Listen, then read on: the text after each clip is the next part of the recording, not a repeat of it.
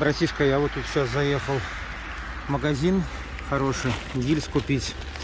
Но так как у меня с собой из налички была только твоя зарплата за текущий объект, я знаю, ты поймешь, ты простишь. Я купил нам систему хранения,